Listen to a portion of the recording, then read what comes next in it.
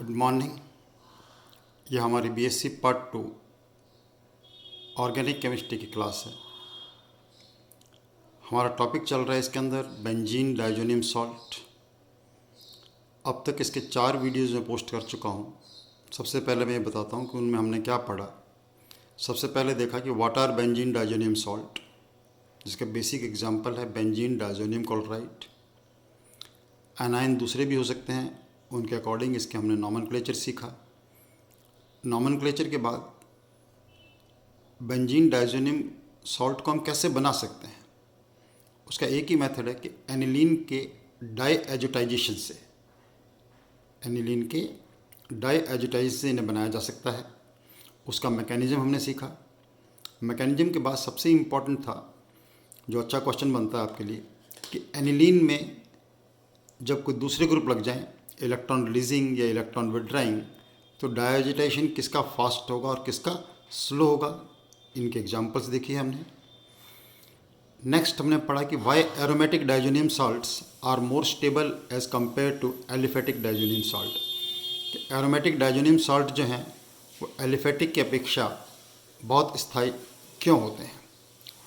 उसकी resonating structure बना के हमने रीजन देखा। फिर हमने स्टार्ट की इसकी रिएक्शंस। इनकी रिएक्शंस को थोड़ा हम अलग तरीके से पढ़ते हैं। इनकी रिएक्शंस को हमने 2 भागों में डिवाइड किया। वो रिएक्शंस जिनमें हम डायज़ो ग्रुप को अन्य समूहों से रिप्लेस कर सकते हैं। फिर उनकी एप्लीकेशंस की, जैसे हमने देखा कि डाइज़ोनियम सॉल्ट को कैसे हाइड्रोजन एटम से रिप्लेस कर सकते हैं। इसमें हमने ये देखा कि कैसे हम एनिलीन को बेंजीन में कन्वर्ट कर सकते हैं, ये इसकी एप्लीकेशन थी। एमिनो ग्रुप को एरोमेटिक रिंग से कैसे हटाया जा सकता है, और इसके आधार पर हमने बहुत सारे इसकी एप्लीकेशन की। फिर हमने देखा कि डाइज़ोनियम ग्रुप को कैसे हाइड्रोक्सी ग्रुप से रिप्लेस कर सकते हैं। उसकी एप्लीकेशन में हमने ये देखा कि कैसे एमिनो ग्रुप को हम हाइड्रोक्सी ग्रुप में बदल सकते हैं इन एरोमेटिक रिंग्स। ऐसे हमने हैलोजन से सब्स्टिट्यूशन करना सीखा, नाइट्रो ग्रुप से सब्स्टिट्यूशन करना सीखा, एराइल ग्रुप से सब्स्टिट्यूशन करना सीखा, गॉम्बर्ग रिएक्शन, राइट। इन सबको आप अच्छी तरह रिवाइज करिए। और उसके बाद आज हम पढ़ रहे हैं कपलिंग रिएक्शन। बेंजीन डाइज़ोनियम क्लोराइड की बहुत ही इंपॉर्टेंट रिएक्शन होती है कपलिंग रिएक्शन। कपलिंग रिएक्शन का क्या मतलब होता है कि बेंजीन डाइज़ोनियम क्लोराइड जो है, इसकी रिएक्शन हम एरोमेटिक रिंग में जो बहुत इलेक्ट्रॉन रिच स्पीसीज होती हैं, इलेक्ट्रॉन रिच स्पीसीज मतलब जैसे फिनॉल, एनिलीन से रिएक्शन करवाने पर हमारे पास डाइज़ो कंपाउंड्स बनते हैं, जिनके अंदर 2 एराइल ग्रुप जो हैं N double bond N group से जुड़ जाते हैं। ऐसा लगता है कि 2 एराइल ग्रुप जो हैं उनके बीच में डाइज़ो ग्रुप क्या हो गया है, सैंडविच हो गया है। तो इस चीज़ को हम क्या बोलते हैं, कपलिंग रिएक्शन। कपलिंग रिएक्शन में ज़्यादातर हम बेंजीन डाइज़ोनियम क्लोराइड की रिएक्शन फिनॉल और फिनॉल के डेरिवेटिव्स या एनिलीन और उसके डेरिवेटिव से कराते हैं। इसका सबसे इम्पॉर्टेंट पॉइंट है कि फिनॉल हमें पता है कि एसिडिक होता है और एनिलीन की नेचर कैसी होती है, बेसिक नेचर की होती है। तो कपलिंग रिएक्शन जब भी हम फिनॉल से करवाएंगे, तो फिनॉल से कराने के लिए हमें इसके लिए एल्कलाइन मीडियम चाहिए, जिसका कि पीएच हम अराउंड कितना रखेंगे, 9 to 10, because phenol itself is acidic in nature. जबकि एनिलीन जो है वो कैसा होता है, एल्कलाइन होता है, बेसिक नेचर का होता है। इसकी रिएक्शन हम एसिडिक मीडियम में कराते हैं, मॉडरेटली एसिडिक मीडियम में कराएंगे। पीएच मीडियम कितना रखेंगे रिएक्शन का, 4 to 5 रखेंगे। टेम्परेचर हमें लो रखना ही होता है। आपको पता है कि डाइज़ोनियम सॉल्ट्स जो होते हैं हाई टेम्परेचर पे क्या होते हैं, दिस। तो coupling reaction is a very important reaction. इसके कुछ एग्जांपल्स लेंगे हम अभी, लेकिन सबसे पहले सीखना होगा कि what is coupling reaction. I hope अच्छी तरह आपको पता चला कि इसके अंदर क्या करवाते हैं हम, बेंजीन डाइज़ोनियम क्लोराइड की रिएक्शन उन एरोमेटिक रिंग से कराते हैं जिसके अंदर हाईली इलेक्ट्रॉन रिलीजिंग ग्रुप लगे हों, जैसे OH, NH2। दूसरी बात ये कि जो कपलिंग रिएक्शन जो भी होंगी, अभी एग्जांपल लेंगे हम, उससे ही आपको पता चलेगा कि जितने भी कपलिंग रिएक्शंस हैं ये सारी की सारी इलेक्ट्रोफिलिक सब्स्टिट्यूशन रिएक्शन, जिनको हम शॉर्ट में ESR बोलते हैं। All coupling reactions are electrophilic substitution reaction. अब इलेक्ट्रोफिलिक सब्स्टिट्यूशन रिएक्शन में ये भी आपको पता होना चाहिए कि इलेक्ट्रोफाइल क्या होता है। इन जितनी भी रिएक्शन होंगी इसके अंदर जो डाइज़ोनियम कैटायन है, डाइज़ोनियम कैटायन जो होगा, बेंजीन डाइज़ोनियम क्लोराइड का डाइज़ोनियम कैटायन जो है वो कैसे काम करता है, वो तो करता है इलेक्ट्रोफाइल के रूप में काम, राइट। और जो इलेक्ट्रॉन रिच स्पीसीज होंगी जैसे एनिलीन, फिनॉल वगैरह, ये कैसा काम करते हैं, न्यूक्लियोफाइल का काम करते हैं। तो इलेक्ट्रोफाइल जो है, हाइड्रोजन हट के इलेक्ट्रोफाइल क्या हो जाता है, रिप्लेस हो जाता है। इस टाइप की रिएक्शंस होती हैं ये कपलिंग रिएक्शंस। चलो इनके एग्जांपल्स लेते हैं और फिर एग्जांपल्स, एक एग्जांपल अगर आपको आ जाए तो उससे बेस दूसरी एग्जांपल में बताऊं तो उसका आंसर आप लिखने की अपने आप कोशिश करिएगा। चलो पहली एग्जांपल लेता हूँ इसकी कि बेंजीन डाइजोनियम क्लोराइड की रिएक्शन कराते हैं फिनॉल से। अब देखो फिनॉल से मैंने कराते पहले ही एच एक अलग करके रख दिया, क्यों होगा कि इलेक्ट्रोफिलिक सब्स्टिट्यूशन रिएक्शन है। ये जो इलेक्ट्रोफाइल पार्ट है इसका डाइजोनियम कैटायन, ये इलेक्ट्रोफाइल पार्ट एक्ट करेगा और इलेक्ट्रोफाइल कहाँ सब्स्टिट्यूट हो जाएगा, पैरा पोजीशन पर सब्स्टिट्यूट हो जाएगा। पैरा पोजीशन यानी पैरा पोजीशन से हाइड्रोजन हटेगी और यहाँ पे क्या सब्स्टिट्यूट हो जाएगा, डाइजो ग्रुप लग जाएगा, राइट। बस इंपॉर्टेंट चीज़ क्या थी ये आपको पहले बताई थी, क्योंकि फिनॉल से रिएक्शन करा रहे हैं। फिनॉल एसिडिक नेचर का होता है, इसलिए ज़रूरी है कि इसकी पीएच हम कितने रखें, 9 to 10 रखें, ठीक है। बाई प्रोडक्ट में यहाँ लिख देता हूँ, जगह कम है, तो जो फाइनल प्रोडक्ट बन जाएगा वो क्या बन जाएगा, देखो इसके अंदर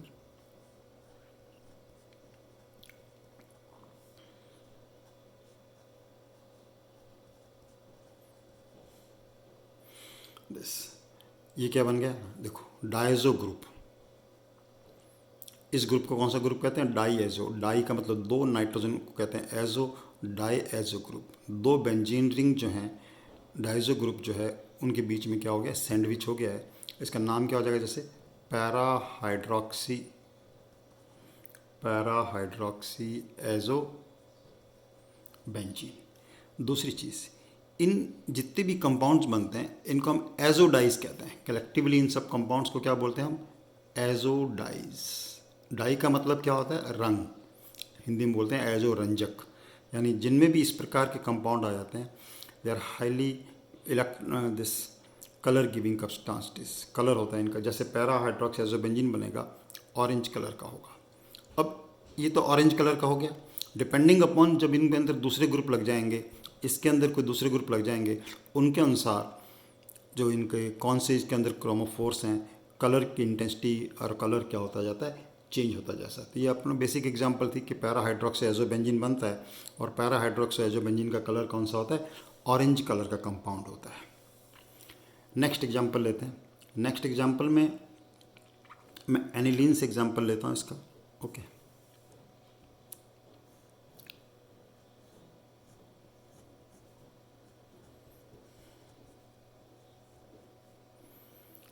एनिलीन, अब एनिलीन के केस में क्या होता है, देखो एक रीअरेंजमेंट जरूरी होता है कि HHN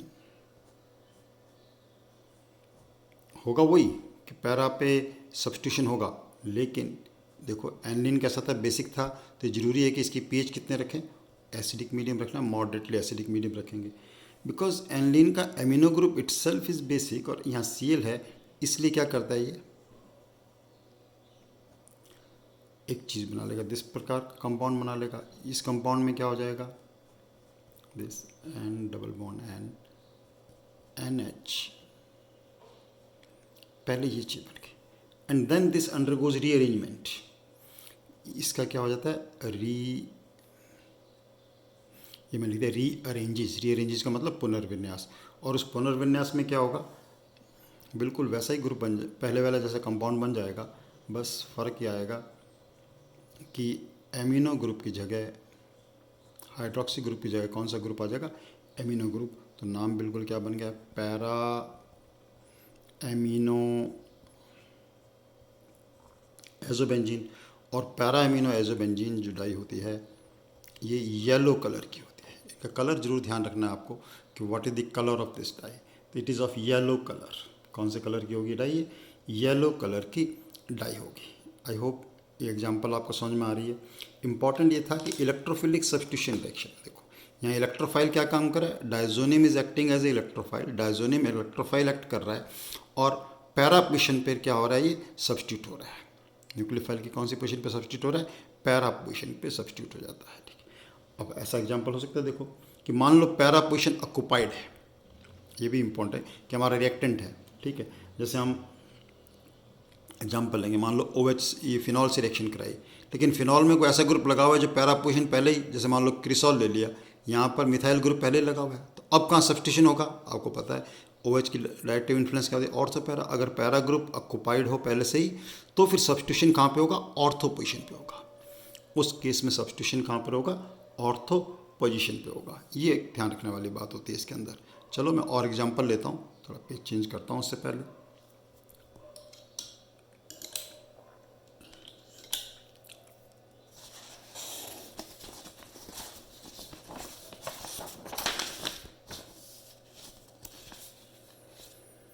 अब ऐसे एग्जांपल लेते हैं जिसके अंदर पैरा पोजीशन क्या है? Already occupied.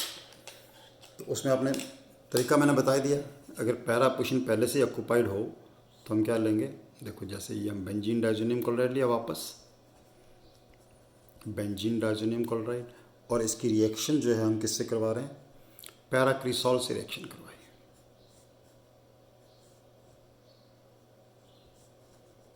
ये क्या हो गया? पैराक्रिसॉल। पैराक्रिसॉल से इसकी रिएक्शन कराते हैं। अब अगेन क्योंकि फिनॉल एसिडिक है तो इसकी पीएच तो हमें क्या लेनी पड़ेगी? इसके अंदर अल्कलाइन 9 to 10 लेना पड़ेगा। लेकिन पैरा पोजीशन ऑक्युपाइड, अब देखो इसकी ऑर्थो, यानी ये ग्रुप तो ये सब्स्टिट्यूट होगा, यही ग्रुप जो है सब्स्टिट्यूट होगा, लेकिन ये ग्रुप कहाँ पे सब्स्टिट्यूट होगा? इन पोजीशन पे, ऑर्थो पोजीशन। दोनों ऑर्थो पोजीशन इक्विवेलेंट हैं। किसी भी एक ऑर्थो पोजीशन पे आप क्या कर सकते हो? ये ग्रुप जो है लगा सकते हो। तो किसी भी ऑर्थो ग्रुप पे लगाने पे आंसर क्या बन जाएगा? देखो हमारा CH3C OH। अब यहाँ पे ऑर्थो पे हमने ये ग्रुप लगा दिया। आई होप आपको समझ में आया। इन मतलब ऐसी चीज़ें जिसको रट नहीं सकते एकदम, आपको समझना होगा कैसे मैं प्रोडक्ट लिखना बता रहा हूँ। इसका नाम बताता हूँ। देखो अब 2 पे हमारे पास क्या लग गया? फिनाइल एजो, और 4 मिथाइल फिनॉल ये है। 2 पोजीशन पे तो क्या लग गया? ये एजो फिनाइल लग गया। पोजीशन नंबर 2 पे हमारे पास क्या लग गया? Azo phenyl. 4 पे हमारे पास मिथाइल ऑलरेडी है, 4 मिथाइल फिनॉल। सारी की सारी क्या है? एजोडाइज हैं। एजोडाइज एक अलग टॉपिक होता है, डाइज का चैप्टर हमारे सिलेबस में नहीं है। हम एज ए कपलिंग रिएक्शन इसको पढ़ रहे हैं, राइट। अब एक बहुत ही इंटरेस्टिंग एग्जांपल बताता हूँ। देखो आपको बहुत, अगर आप पीएच की बात समझ रहे हो तो आपको बहुत ही इंटरेस्टिंग एग्जांपल आप बताता हूँ। हम ऐसे एग्जांपल लेते हैं, बहुत ध्यान से देखेंगे तभी आपको समझ में आएगा। देखो हमारा रिएक्टेंट लिया हमने जिसके अंदर OH ग्रुप भी है और NH2 ग्रुप भी। Very interesting example. अगर आप थोड़ा सा ध्यान से देख रहे हैं और प्रोडक्ट लिखना आपको आ रहा है तो आपको रिएक्शन करने में मज़ा आएगा आपको। देखो यानी हम OH ग्रुप भी है और N भी है, और इसकी रिएक्शन किससे करा रहे हैं? बेंजीन डाइज़ोनियम क्लोराइड से। रिएक्शन किससे कराएं? बेंजीन डाइज़ोनियम क्लोराइड से। अब इम्पॉर्टेंट है कि OH और NH दोनों हैं, तो इसका जो प्रोडक्ट है वो OH के रिस्पेक्ट में ऑर्थो पे सब्स्टिट्यूट होगा या एमिनो के रिस्पेक्ट पे सब्स्टिट्यूट होगा। डिपेंड करेगा कि मीडियम की पीएच हमने कितनी ली है। मान लो पीएच हमने ले ली कितनी? 9 to 10। तो पीएच अब आप समझे, आप देख लो पीएच 9 to 10 का क्या मतलब हुआ बताइए? पीएच 9 to 10 का क्या मतलब हुआ कि एल्कलाइन है। एल्कलाइन का मतलब किसके रेस्पेक्ट में रिएक्ट करेगा? ये फिनॉल के रेस्पेक्ट में रिएक्ट करेगा। फिनॉल एसिडिक होता है। इसका मतलब अब ये ग्रुप यहाँ इस ऑर्थो पोजीशन, ये दोनों इक्विवेलेंट हैं, इनमें कहीं भी क्या करो आप सब्स्टिट्यूट कर दो, तो इसका जो आंसर है वो क्या बन जाएगा? OH यहीं पे रह जाएगा, यहाँ NH2 आ जाएगा, और इस ऑर्थो पे क्या हो जाएगा? सब्स्टिट्यूट हो जाएगा। Very important example. And similarly वही रिएक्शन करा रहे हैं। देखो वही बेंजीन डाइज़ोनियम क्लोराइड लिया है, लेकिन रिएक्शन का मीडियम क्या कर दिया? पीएच कितना कर दिया हमने इसके अंदर? 4 to 5। पीएच 4 to 5 करने का मतलब मॉडरेटली एसिडिक मीडियम हो गया। एसिडिक मीडियम का मतलब अब ये एमिनो ग्रुप के रेस्पेक्ट में रिएक्ट करेगा। एमिनो ग्रुप के रेस्पेक्ट का मतलब इन दोनों में से किसी भी ऑर्थो पोजीशन पर आप क्या सब्स्टिट्यूट कर दो? ये पूरा डाइज़ो ग्रुप जो है वो सब्स्टिट्यूट कर दो, और उसके अकॉर्डिंग इसका आंसर बन जाएगा। आई होप ये रिएक्शन आपको समझ में आई। नहीं समझ में आई है तो वीडियो पॉज करके आप दोबारा देखिएगा, आपको अच्छे। मीडियम का बहुत रोल है इस रिएक्शन में। The most important role is of the medium, किस मीडियम में हमने रिएक्शन कराई गई है। जैसे अब इसका नाम लिखना चाहें तो नाम आ जाएगा, देखो फिनॉल के टर्मिनल 4 एमिनो है और 2 पे क्या लगा हुआ है, एजोफिनाइल, तो 4 एमिनो 2 एजोफिनाइल फिनॉल। और इसी प्रकार इसका नाम लिखना चाहेंगे तो फिर ये 3 पे तो ये ग्रुप आ जाएगा और 4 पे अमीनो आ जाएगा, 4 अमीनो 3 एजोफिनाइल फिनॉल। इनके प्रोडक्ट इंपॉर्टेंट, नाम आपको नहीं आए तो भी काम चल जाएगा, लेकिन प्रोडक्ट आपको आना चाहिए। आई होप ये रिएक्शन आपको आ रही है बहुत अच्छी तरह से। ये रिएक्शन पता चलिए आपको, बहुत ही इंपॉर्टेंट, पैरा एमिनोफिनॉल, इसका नाम भी आप लिखना चाहें तो लिख सकते हैं, पैरा एमिनोफिनॉल की रिएक्शन। काफ़ी इंपॉर्टेंट, कॉम्पिटिटिव एग्जाम में आता है क्वेश्चन काफ़ी, कि पैरा एमिनोफिनॉल की बेंजीन डाइजोनियम क्लोराइड से रिएक्शन करवाया तो पीएच अगर 9 to 10 है तो क्या प्रोडक्ट बनेगा, और पीएच अगर 4 to 5 है तो प्रोडक्ट क्या बनेगा। अलग अलग पीएच में अलग अलग प्रोडक्ट बनेंगे। एक और बहुत इंटरेस्टिंग एग्जांपल बताता हूँ आपको। आप सबने इंडिकेटर्स के नाम सुने हैं, जब एसिड बेस टाइट्रेशन करते हैं 2 इंडिकेटर्स आपने सुने होंगे। एक इंडिकेटर आपने सुना होगा नॉर्मली फिनोप्थिलीन, और दूसरा सुना होगा मिथाइल ऑरेंज। तो मिथाइल ऑरेंज कैसे बना सकते हैं, इंपॉर्टेंट क्वेश्चन हो सकता है कि बेंजीन डाइजोनियम सॉल्ट जो है वो किसका लें, अब सल्फेनिलिक एसिड का लें। सल्फेनिलिक एसिड का डाइजोनियम सॉल्ट लें और उसकी एन डाइमिथाइल एनिलीन से रिएक्शन कर दें तो उससे क्या बनेगा, दिस। तो प्रेपरेशन ऑफ, इसका हेडिंग आप ही डाल दे सकते हो, एप्लीकेशन हो गया एक रिएक्शन से, एक प्रकार से प्रेपरेशन ऑफ मिथाइल ऑरेंज। तो मिथाइल ऑरेंज में हम क्या कर रहे हैं कि डाइजोनियम सॉल्ट तो ले रहे हैं, डाइजोनियम सॉल्ट, लेकिन किसका ले रहे हैं, एनिलीन की बजाय किसका ले रहे हैं, सल्फेनिलिक एसिड। सल्फेनिलिक एसिड का diazonium salt of sulphanilic acid, ठीक है। सल्फेनिलिक एसिड का भी सॉल्ट लेना पड़ेगा हमें, ठीक है। तो यहाँ ले लिया अपन ने sodium salt of sulphanilic acid. Sulphanilic acid मैंने बताया था आपको, जो अपन एनिलीन की रिएक्शंस कर रहे थे, और इसकी रिएक्शन जैसे एनिलीन से कराते हैं बिल्कुल वैसा ही रिएक्शन है, लेकिन एनिलीन की बजाय हमने यहाँ पे क्या लिया है, N dimethyl aniline, N dimethyl aniline. मैंने बताया था आपको, जैसे जैसे इनमें ग्रुप्स चेंज हो गए उसी के अकॉर्डिंग इनका कलर और प्रॉपर्टीज़ क्या होते हैं चेंज। अब एक बार आपने रिएक्टेंट लिख लिया, ये डाइजोनियम ग्रुप है, ये एनिलीन ग्रुप है, इसकी पैरा पोजीशन पर हाइड्रोजन है, तो ये क्या होगा इसमें कि पैरा पोजीशन पर डाइजो ग्रुप क्या हो जाएगा, रिप्लेस हो जाएगा। पैरा पोजीशन पर रिप्लेस होगा तो कंपाउंड क्या बनेगा, देखिए ध्यान से, NaSO3 N double bond N, और यहाँ पर आ जाएगा आपके पास दिस, ये एन डाइमिथाइल मैंने एक्सपेंड करके लिख दिया, ठीक है। What is this, this is our indicator methyl orange. तो हमने इस रिएक्शन से, देखो अब इसमें ये क्वेश्चन भी आ सकता है आपको, how will you prepare with methyl orange using coupling reaction, what happens when this reacts with this, इसकी sodium salt of sulphanilic acid, diazonium chloride salt of sulphanilic acid on treated with N dimethyl aniline, क्या बनता है, methyl orange. तो this is about coupling reaction. ये किसके बारे में पढ़ा हमने, कपलिंग रिएक्शन के बारे में पढ़ा। तो coupling reaction is a very important reaction, इसमें ज़रूर क्वेश्चन आएगा आपको। तो जैसा कि मैंने शुरू में बताया था, जो अपने दोबारा वीडियो बनाने शुरू किए थे, कि हम बेसिक पार्ट 2 के ऑलमोस्ट 98 वीडियोज़ आपको डाल चुका हूँ, और पूरा syllabus A to Z, unit 1 to unit 5 complete किए हैं हमने। ये फ़ायदा आपको तभी है जब आप इन वीडियोस को क्रम से देखेंगे। अब इसके बाद भी, हालांकि सिलेबस आपका पूरा A to Z पूरा करवा दिया, कोई भी चीज़ सिलेबस में नहीं छोड़ी है, तो अब आप क्या करना है कि मैं अब आपको रिवीजन स्टार्ट कराऊंगा।